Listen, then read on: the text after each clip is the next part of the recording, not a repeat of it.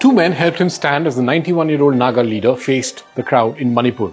Blue flags waved along the road to Somdal, Tangkhul women watching from the roadside, church choirs humming softly in the background. After 50 years, Muivah Muivah was home. But why did he go to Ukhrul in Manipur now?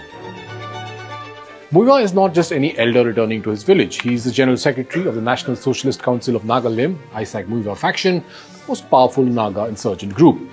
The Naga movement began in 1918 with the formation of the Naga Club, where returning World War I labourers first voiced a vision for Naga identity and autonomy. By 1946, it had evolved into the Naga National Council under Angami Zapu Fizo, which declared Nagaland's independence on the eve of India's independence. Armed resistance followed in the 1950s, leading to the deployment of the Indian Army and the introduction of the Armed Forces Special Powers Act. Over time, the movement split into factions, with the NSCN Isaac Muivah emerging in 1988. The movement's modern vision is Greater Naga Limb. They call it a homeland that will unite Naga inhabited areas of Nagaland, Manipur, Assam, Arunachal Pradesh, and even parts of Myanmar with its own flag and constitution. In 2015, he sat across the table from Prime Minister Narendra Modi. That August, the two men signed what was called a historic peace deal. The Framework Agreement, it was called. Modi even called it the end of India's oldest insurgency. 10 years later, the deal remains largely on paper.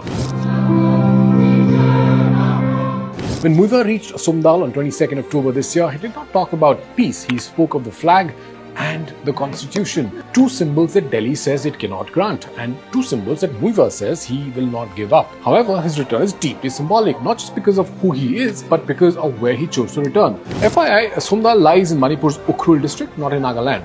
Muivah is Tangkhul Naga, part of a community that lives on the Manipur side of the border. Yet he's been the face of a movement that dreams of Greater Naga Limb. But that message does not sit easily with everyone. Many Nagas inside Nagaland have grown uneasy with Muivah's leadership. He's not from Nagaland, and his Tangkhul tribe is not one of the officially recognized Naga tribes of the state. Over time, that's created a quiet divide. The Nagas of Nagaland versus the Nagas from outside it. The man who has fought for Naga unity for most of his life is now returning to a land where the very idea of oneness is contested. At 91 years old, Muivah walks slowly. He is frail, his voice thin. This may well be his last journey home. But for the Indian state and for the generations of Nagas who've grown up under a ceasefire that never really became peace, the story of Muivah is not ending. It's circling back to where it all began, in the hills of Ukhrul. I'm Manish Adhikari. Thank you for watching First Things Fast. Mo.